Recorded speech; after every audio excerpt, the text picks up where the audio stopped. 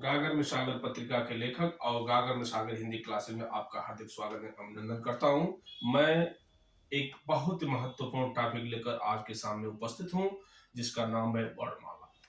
यह वर्णमाला से चाहे हिंदी की जितने भी कंपटीशन, चाहे हिंदी की जितनी भी प्रतियोगी परीक्षाएं होती हैं, उसमें वर्णमाला विषय से प्रश्न बहुत आते हैं।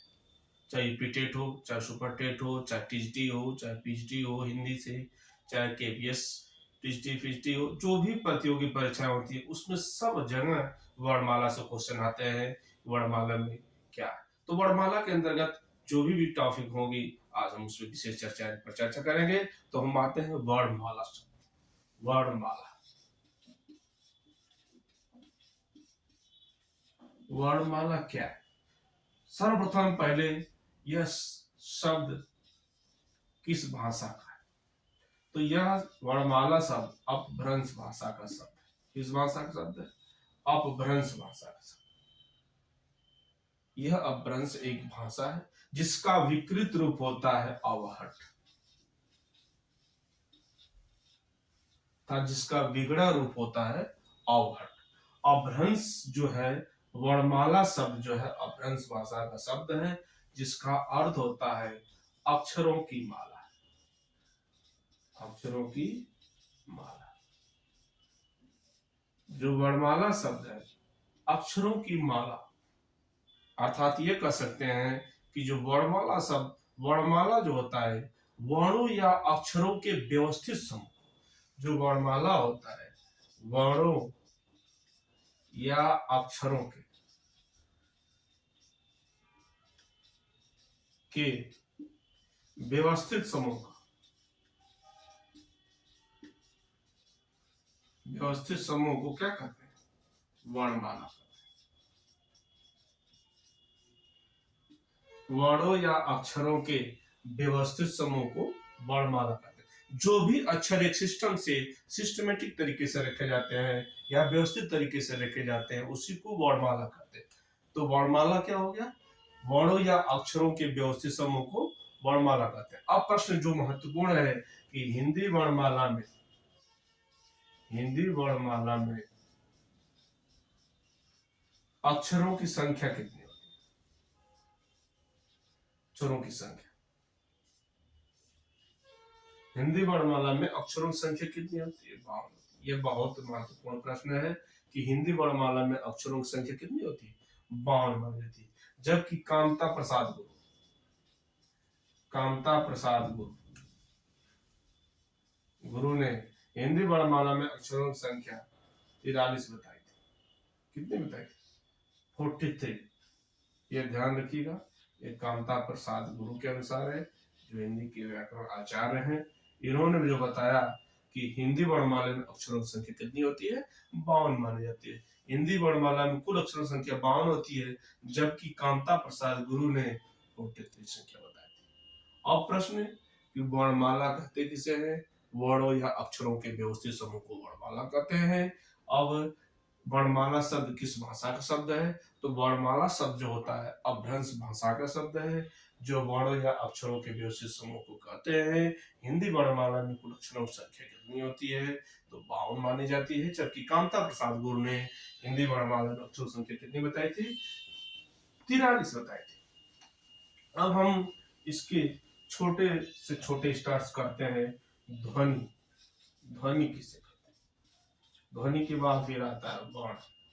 यह दोनों टॉपिक आने के बाद फिर हम आते हैं अपने पुनः गंतव्य की तरफ। देखिए ध्वनि कहते किसे? जैसे कोई वर्ण हम उच्चारण करते हैं अपने मुखार बिंदु से, जो भी अक्षर उच्चारण करते हैं उस उच्चारण रूप को हम क्या कहते हैं? ध्वनि कहते हैं। जैसे कोई अक्षर हम बोलते हैं तो हमारे मुख से क्या निकलती है? ध्वनि निकलती है।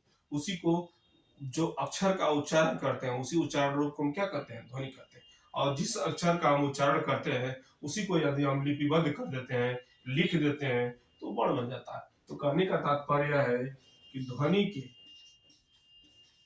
लिखित रूप को, ध्वनि के लिखित रूप को, ध्वनि के लिखित रूप को वर्ण कहते हैं। यह ध्वनि का लिखित रूप होता है। ध्वनि के लिखित रूप को वर्ण कहते हैं और वर्ण के वर्ण के उच्चारण रूप को ध्वनि कहते हैं। कहने का तात्पर्य है कि जो ध्वनि का जिस अक्षर का उच्चारण करते हैं, तो ध्वनि के जो लिखित रूप होता है उसको हम वर्ण कहते हैं, और वर्ण का जो अक्षर का उच्चारण रूप होता है उसको हम ध्वनि कहते हैं। ये भाषा की सबसे छोटी इकाई होती है, सबसे छोटी इकाई। ये भाषा की सबसे छोटी इकाई क्या कहलाती है? ध्वनि कहलाती है। चूंकि प्रश्न में हमेशा आपको एक क्वेश्चन बार बार पूछा जाता है कि भाषा की छोटी इकाई क्या है? छोटी इकाई क्या है? आपको दे देगा शब्द, वर्ण, पद, वाक्य। ये बहुत बार क्वेश्चन में पूछा जाता है। अन्य प्रतियोगी जितनी भी प्रतियोगी परीक्षा होती है सब जगह पूछा जाता है कि भाषा की छोटी इकाई क्या होती है। तो आप जानिए कि वर्ण। अगर ऑप्शन में वर्ण की जगह ध्वनि देता है तो आप ध्वनि को क्लिक करेंगे, न कि शब्द। ठीक है, तो इस तरीके से ध्वनि का जो लिपिबद्ध रूप होता है, लिखित रूप होता है, वो आपका अक्षर कहलाता है, और जो उच्चारण रूप होता है वो ध्वनि कहलाता है। इस तरीके से आप ये देखें। आप इसके बाद हम देखते हैं वर्ण के पाठ, वर्ण के भेद। वर्ण के दो भेद होते हैं। नंबर 1 होता है स्वर, और नंबर 2 होता है व्यंजन। स्वर के भी 3 पार्ट होते हैं, ह्रस्व स्वर, दीर्घ स्वर और प्लुत स्वर। इसके भी 3 पार्ट होते हैं, स्पर्श व्यंजन, अंतस्थ व्यंजन और ऊष्म व्यंजन।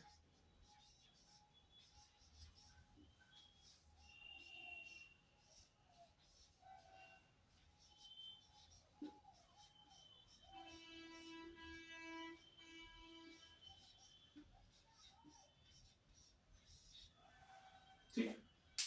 अब वर्ण का जो भेद होता है, अभी आपने देखा वर्ण कहते किसे? वर्ण ध्वनि के लिखित रूप को क्या कहते हैं? वर्ण कहते हैं। वर्ण को ही अक्षर भी कहते हैं। वर्ण को भी क्या कहते हैं? अक्षर भी कहते हैं। और मीन्स होता है नहीं, अक्षर मीन्स होता है विनाश। जिसका हम विनाश नहीं कर सकते हैं या जिसका हम खंडन नहीं कर सकते हैं उसी को हम क्या कहते हैं? अक्षर कहते हैं। जिसका हम खंडन नहीं कर सकते उसी को हम अक्षर कहते हैं। तो यह आपका, यह जो वर्ण होते हैं स्वर प्लस व्यंजन के संयोग से बनते हैं। मतलब दोनों का संयोग होता है। स्वर और व्यंजन का संयोग रूप जो होता है वो क्या कहलाता है? आपका वर्ण कहलाता है। ठीक है, इस तरीके से। तो हम आते हैं स्वर। स्वर कहते किसे? ये परीक्षा में पूछा जाता है। छोटी कक्षाओं में हमने पढ़ा था कि स्वर किसे कहते हैं। छोटी कक्षाओं में हमने यह पढ़ा था कि स्वर कहते किसे। ठीक है, तो स्वर की डिफिनेशन जो बनती है या स्वर की जो परिभाषा बनती है कि स्वर वे वर्ण होते हैं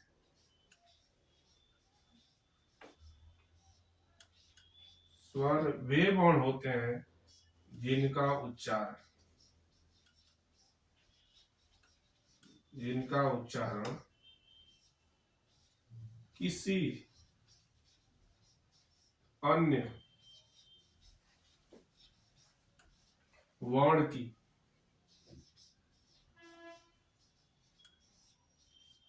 सहायता के बिना किया जाता है।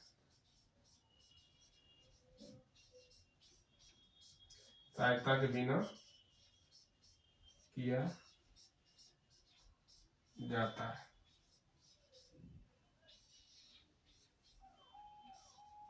मतलब स्वर वे वर्ण होते हैं जिनका उच्चारण किसी अन्य वर्ण, मतलब कहने का तात्पर्य है कि जो स्वर होते हैं किसी पे आश्रित नहीं होते, ये स्वतंत्र होते, किसी अन्य वर्ण पर आश्रित नहीं होते। इसलिए कहा जाता है कि स्वर वे वर्ण होते हैं जिनका उच्चारण किसी अन्य वर्ण की सहायता के बिना किया जाता है।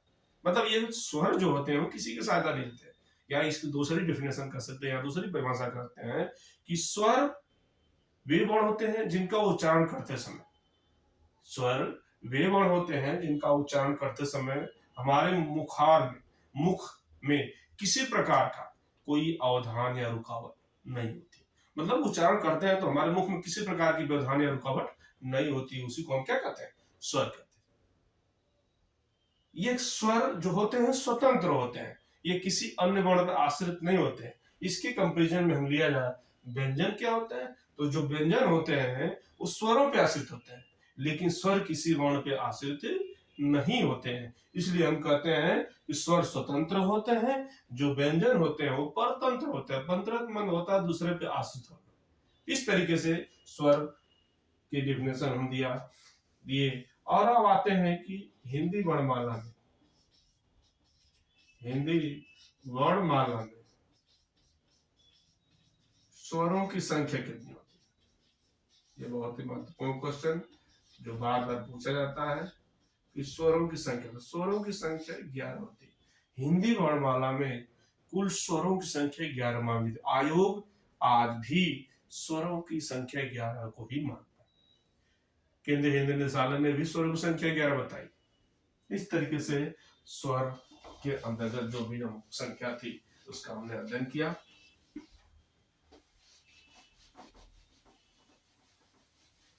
अब हम आते हैं कौन कौन भी स्वर होते हैं जो 11 संख्या मानी जाती है। तो इसमें संख्या के जो आते हैं स्वर में अ आता है, आ आता है, छोटी ई आती है, बड़ी ई आती है, छोटा ऊ आता है, बड़ा ऊ आता है, री आता है, ए आता है, ऐ आता है, ओ आता है और औ आता है। यही आपके स्वर की संख्या टोटल 11 आयोग ने मानी है और स्वरों की संख्या यही 11 संख्या मानी जाती है। ठीक है, इस तरीके से स्वरों की संख्या है। अब हम आते हैं भेद पे। स्वर के जो भेद होते हैं, स्वर के भेद की बात कर लेते हैं। इसके 3 भेद होते हैं। पहला हर्ष स्वर, दीर्घ स्वर और प्लुत स्वर। हर्ष स्वर कहते किसे? जिस स्वर वर्ण के उच्चारण के समय थोड़ा समय लगता है, अल्प समय लगता है। जिस स्वर वर्ण का उच्चारण, हम जो भी स्वर वर्ण होते हैं जिसका उच्चारण हम करते हैं तो उनमें हर्ष थोड़ा समय लगता है, अल्प समय लगता है, उसी को हम हर्ष स्वर कहते हैं। और जितने भी हर्ष स्वर हो संयुक्त व्यंजन होते हैं तो एक मात्रिक कहलाते हैं। तो इसमें आता है अ, ई, उ और री। यह 4 स्वर जो होते हैं हर्ष स्वर कहलाते हैं। परिभाषा हमने बताया कि जिस स्वर वर्ण का उच्चारण करते हैं उसमें कितना समय लगता है, अल्प समय लगता है, थोड़ा समय लगता है, जिसको हम हर्ष स्वर कहते हैं। इन 4 स्वरों को अक्षर भी कहते हैं। क्यों? क्योंकि अक्षर मीन्स होता है जिसका विनाश नहीं किया जाता। इन अक्षरों का हम खंडन नहीं कर सकते, जिसको हम वर्ण कहें, वर्ण जिसका हम खंडन नहीं कर सकते।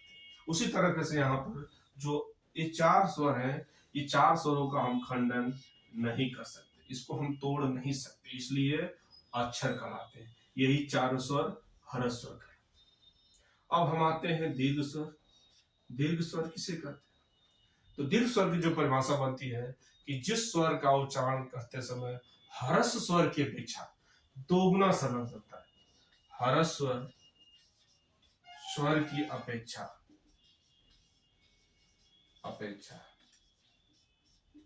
दोगुना समय लगता है।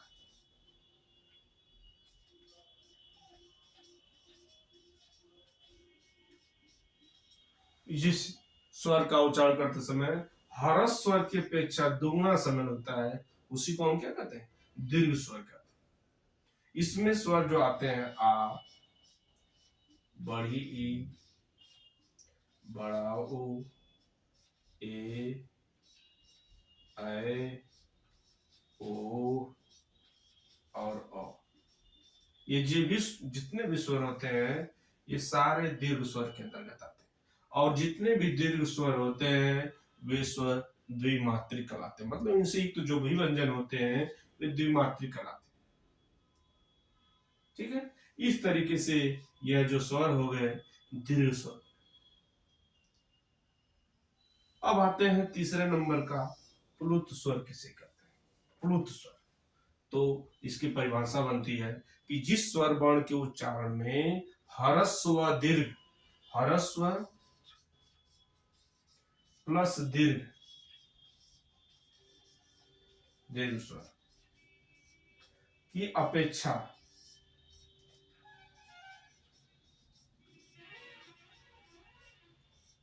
तिगुना समय लगता है।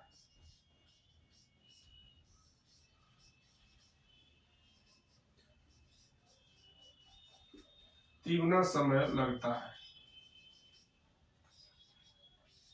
मतलब जो ह्रस्व स्वर अ ई उ, दीर्घ स्वर आ ई उ री, जितने भी स्वर है इनसे भी अधिक समय जिसमें लगता है जिस स्वर वर्ण के उच्चारण में, उसको हम क्या कहते हैं? प्लुत स्वर कहते हैं। मतलब ह्रस्व स्वर दीर्घ स्वर से भी अधिक समय लगता है, इसको हम प्लुत स्वर कहते हैं। इसका कोई कोई चिन्ह नहीं होता है। जो प्लुत स्वर होते हैं इसका कोई चिन्ह नहीं होता है, फिर भी हिंदी का 3 अंक दर्शाया जाता है। हिंदी का 3 अंक दर्शाया जाता है। जैसे हम लिखते हैं ओम, जब हम ओम का उच्चारण करते हैं तो उच्चारण करते समय हमारी श्वास अधिक समय लेती है, जिसको हम क्या कहते हैं? प्लुत स्वर कहते हैं। ओम करने से थोड़ा सा अधिक समय लगता है इन दोनों की अपेक्षा, इसलिए आपके क्या कहलाते हैं? ये आपके प्लुत स्वर कहलाते हैं। तो अब आते हैं वर्णमाला किसे कहते हैं? वर्णों के व्यवस्थित समूह को वर्णमाला कहते हैं। हिंदी वर्णमाला में कुल अक्षरों की संख्या कितनी होती है? 52 संख्या मानी जाती है, जबकि कामता प्रसाद गुरु ने हिंदी वर्णमाला में स्वरूप संख्या 43 मानी थी। अब वर्ण, वर्ण जिसका खंडन नहीं कर सकते, यह भाषा की सबसे छोटी इकाई मानी जाती है। ध्वनि का जो लिखित रूप होता है वर्ण कहलाता है। और वर्ण के 2 पार्ट होते हैं, 2 भेद होते हैं, स्वर होता है, दूसरा व्यंजन होता है। स्वर कितने भेद होते हैं? स्वर के 3 भेद होते हैं, ह्रस्व स्वर, दीर्घ स्वर, प्लुत स्वर। और व्यंजन के भी 3 भेद मुख्य माने जाते हैं, स्पर्श व्यंजन, अंतस्थ व्यंजन, उष्ण व्यंजन। क्योंकि संयुक्त व्यंजन को नहीं रखा जाता, अभी हम चर्चा करेंगे संयुक्त व्यंजन को कहाँ रखा जाता है, क्या उसका उच्चारण स्थान है, हम बताएंगे। इसके बाद आते हैं स्वर किसे कहते हैं? तो आपने देखा कि स्वर वे वर्ण होते हैं जिनका उच्चारण किसी अन्य वर्ण की सहायता के बिना किया जाता है, या किसी अन्य वर्ण की सहायता नहीं लेते हैं, ये स्वतंत्र होते हैं, इसलिए हम उनको स्वर कहते हैं। या दूसरी परिभाषा कर सकते हैं कि स्वर वे वर्ण होते हैं जिनके उच्चारण में हमारे मुख में किसी प्रकार के व्यवधान या रुकावट नहीं होती है, जिसको हम स्वर कहते हैं। हिंदी वर्णमाला में कुल स्वरों की संख्या आपने देखा 11 होती है, मैंने बताया जो भी स्वर थे। इसके बाद जो इसके 3 पार्ट थे आपने देखा, ह्रस्व स्वर, दीर्घ स्वर, प्लुत स्वर। ह्रस्व स्वर को मैंने बताया परिभाषा आपको कि जिस स्वर का उच्चारण करते समय थोड़ा समय लगता है, अल्प समय लगता है, उसको हम ह्रस्व स्वर कहते हैं। इसके अंतर्गत अ ई उ री 4 स्वर आते हैं, वो ह्रस्व स्वर। और ह्रस्व स्वर जितने भी ह्रस्व स्वर होते हैं एक मात्रिक कहलाते हैं। और पुरुष स्वर की बात करें, दीर्घ स्वर की बात आती है तो दीर्घ स्वर ह्रस्व स्वर की अपेक्षा जो इतना दूना समय लगता है, जिस स्वर वर्ण का उच्चारण में ह्रस्व स्वर की अपेक्षा दुगना समय लगता है, उसको हम दीर्घ स्वर कहते हैं। इसमें जो भी स्वर है आपको मैंने बताया कि आ, बड़ी ई, बड़ा ऊ, ए, आई, ओ और औ, ये जो स्वर आते हैं वो दीर्घ स्वर के अंतर्गत आते हैं। और इसके बाद जो तीसरी परिभाषा प्लुत स्वर के जो तीसरा भाग है, प्लुत स्वर, प्लुत स्वर को मैंने डिफिनेशन बताई आपको कि जिस स्वर वर्ण के उच्चारण में ह्रस्व स्वर दीर्घ स्वर की अपेक्षा तिगुना समय लगता है, जिसको हम क्या कहते हैं? प्लुत स्वर कहते हैं। इसका कोई चिन्ह नहीं होता है, फिर भी हिंदी का 3 अंक दर्शाया जाता है, जैसे मैंने आपको बताया। यह आपके स्वर रहे। अब हम चर्चा करते हैं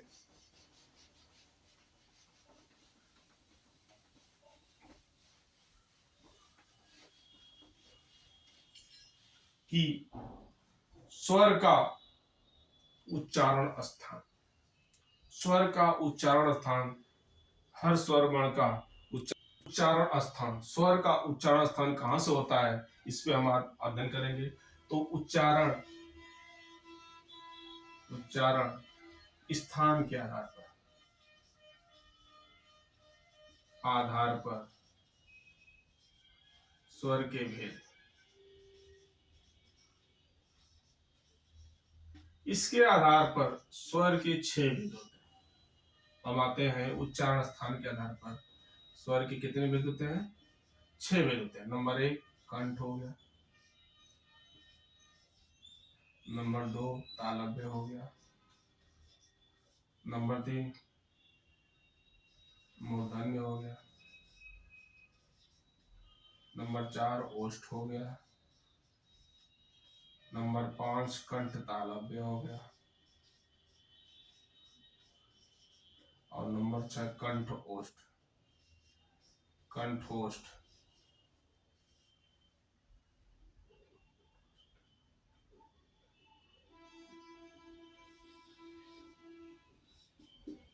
इस तरीके।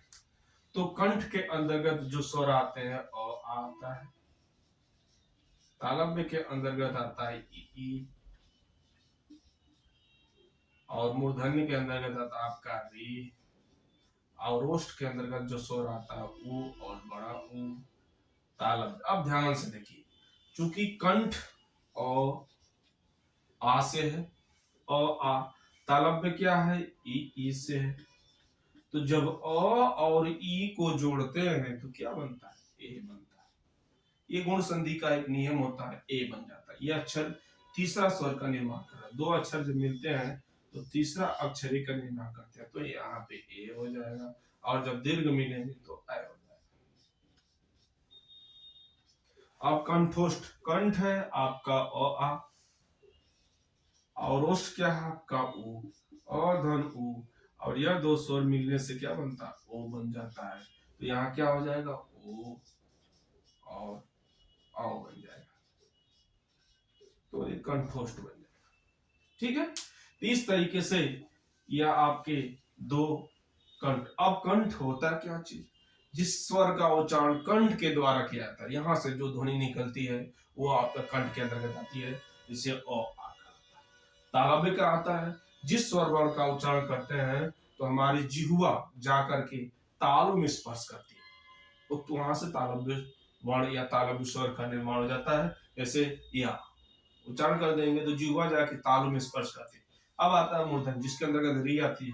जब उच्चारण करते हैं तो दांत के खुरदरे वाले भाग पे, इस वाले पार्ट पे, दांत के ऊपर थोड़ा सा खुरदरा पार्ट होगा, जिह्वा जाके वहां पे स्पर्श करती है, ये मूर्धन्य। ओष्ठ क्या हाथ, ओष्ठ, इसमें सबसे ज्यादा सक्रियता ओठों की होती है, ओ ऊ, इसलिए आपकी। तो इस तरीके से आपके कंठ, तालव्य, मूर्धन्य, ओष्ठ, कंठ, तालव्य, ये जो बड़ा इंपॉर्टेंट है, यह प्रतियोगी परीक्षाओं में जरूर पूछा जाता है। यहाँ से एक प्रश्न जान लीजिए, बड़ा महत्वपूर्ण है। उच्चारण स्थान के आधार पर स्वर के कितने भेद होते हैं, तो ये 6 भेद होते हैं। ठीक है, इस तरीके से अब अगले भाग जो रहेगा, जिह्वा के आधार पर स्वर के कितने भेद होते हैं, जिह्वा के आधार पर स्वर के कितने भेद होते हैं, इस पे हम चर्चा करेंगे कि जिह्वा के आधार पर स्वर के 3 भेद माने जाते हैं, अग्र स्वर, मध्य स्वर, पक्ष स्वर।